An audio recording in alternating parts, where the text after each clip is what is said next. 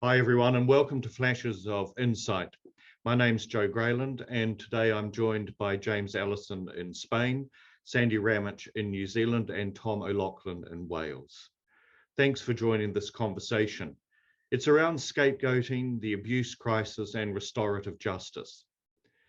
The responses to abuse of power by Catholic clergy and religious are varied worldwide, and the impact of the abuse of minors in many places has driven a synodal process.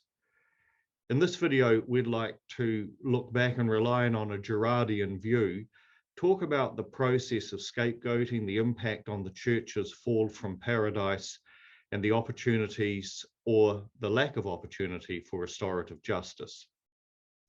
So how are we dealing with this crisis? It's an experience of real reform for some, of deep reflection for others, of change, of loss, and also people are against it. So ultimately, will it reform us? Will it reconcile us? Or will we lose the opportunity? So James, I'd like to turn to you to begin with to start us off on this conversation.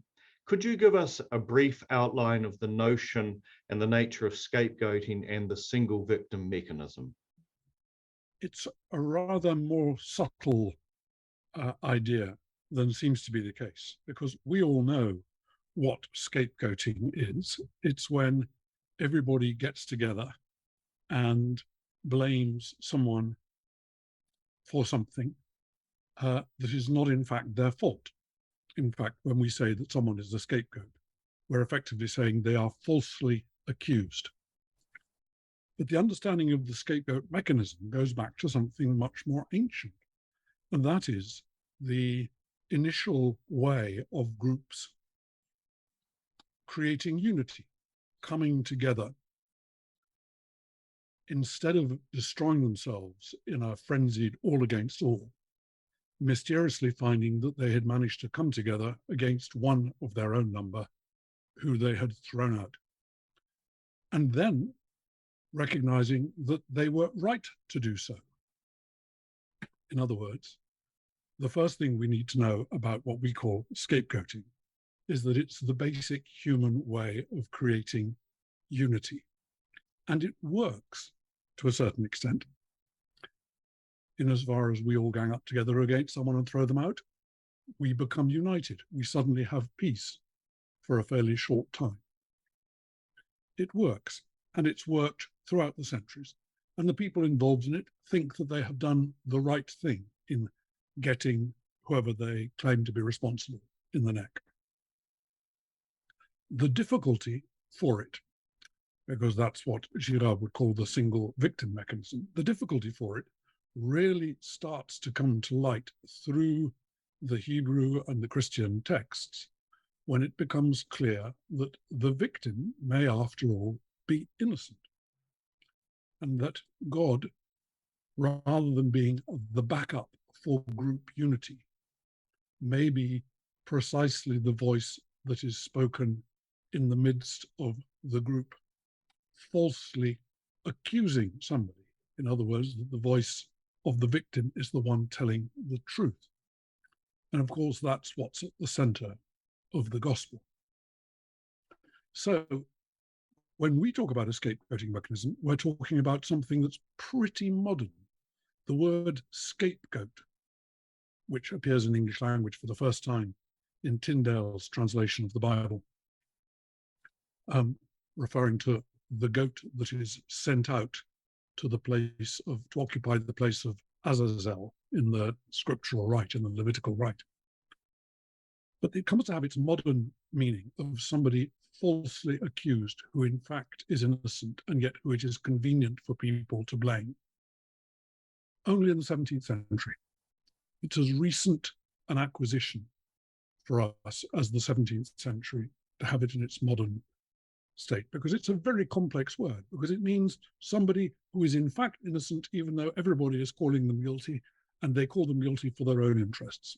That's quite a complex notion to have in a single sentence, in a single word, rather. Now, key for us, of course, is that we live in a world which is Christian, or post-Christian, whatever you like to say, but where the innocence of the victim has become a commonplace. The notion that the crucified one turned out to be God is commonplace.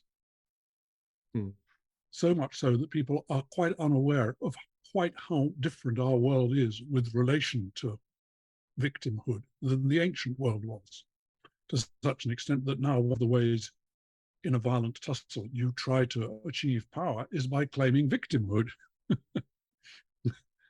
The last thing you would do in the ancient world would be to claim victimhood, because everybody knew in the ancient world that the victor won.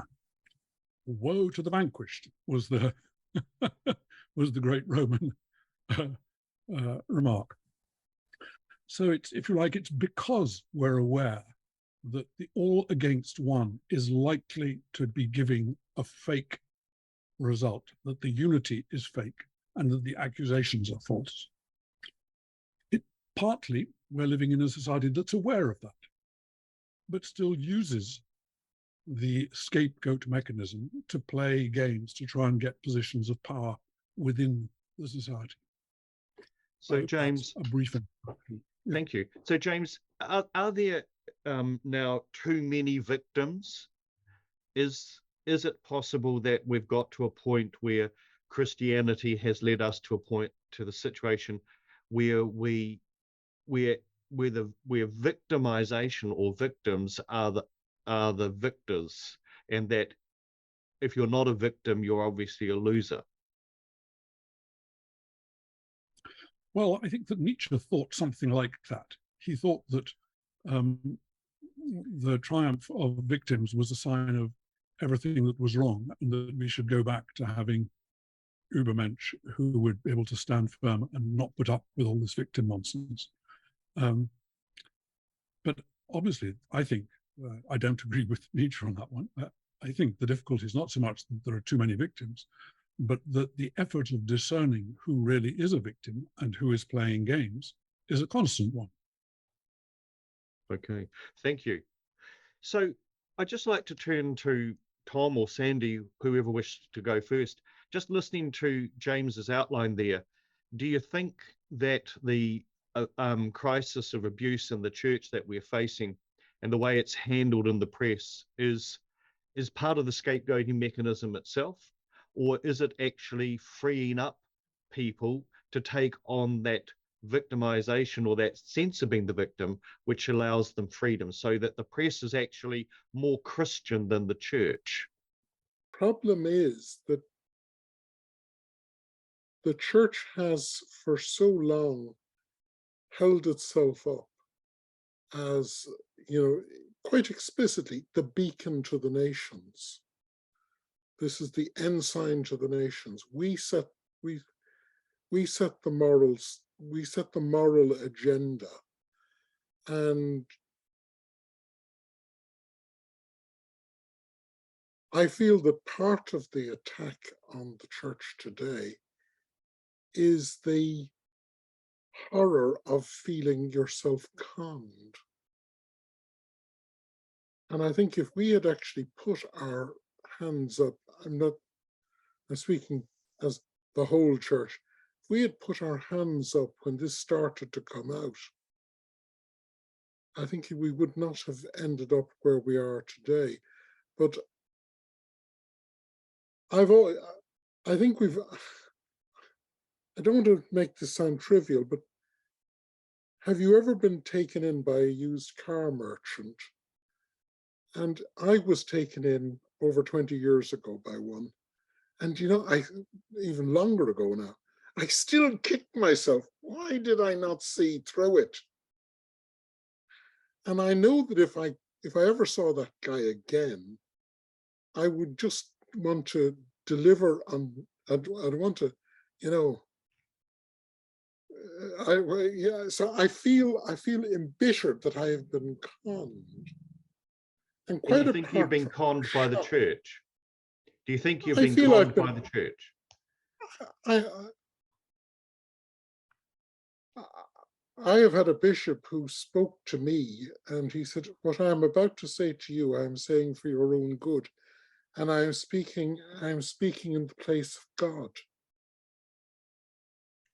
And he then quoted, that he was there by divine providence and the will of the Apostolic See.